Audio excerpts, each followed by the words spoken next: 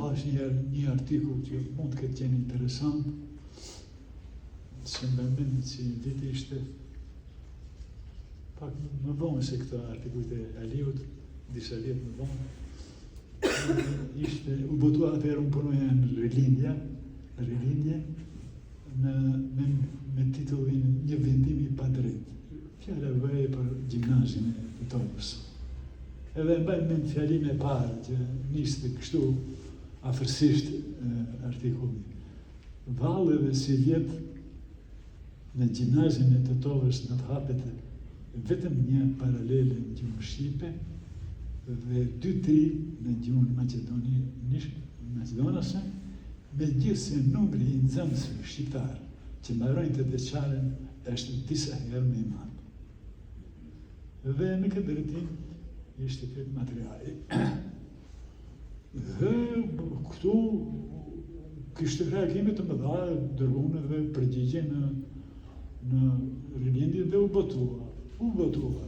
Përgjigja duhej të jepja edhe unë përgjigje, më thret drejtori Ismail Bajra, një njeri shumë i aftë, një njeri i lindur për këtë punë. Ai gazetarës ishte, por ishte shumë i aftë. Nuk është ai Bajra i Kërçanikut, për një tjetër nga Kosova e Veriut. Edhe më thret më rrezik kështu thotë duhet të vish të shkruaj një përgjigje. Shkova unë dhe duke u përpjekur me ajo kështu po ashtu, po vjen kryeredaktori i rilindjes. E më mend ishte fundi i gushtit. Edhe ai kishte marrë vesh se ç'është puna. Edhe që duket ishte trembur. Megjithëse bëhej fjalë për Maqedoninë. Edhe i thotë Ismail Bajrës, drejtorit. Thotë,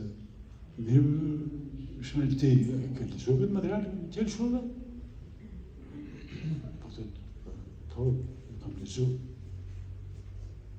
Bash papi thotë, po ti si e lexove kur e lexove?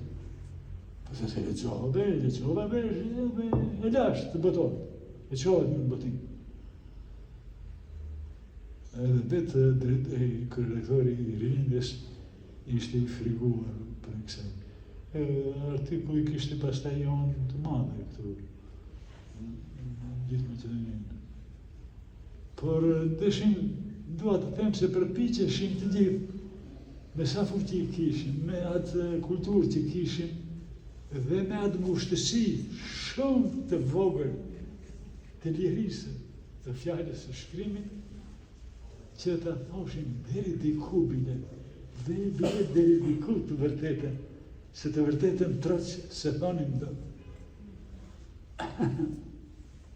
Dhe me shumë si gazetarit nuk i vjen kujt keq për atë që se thonë.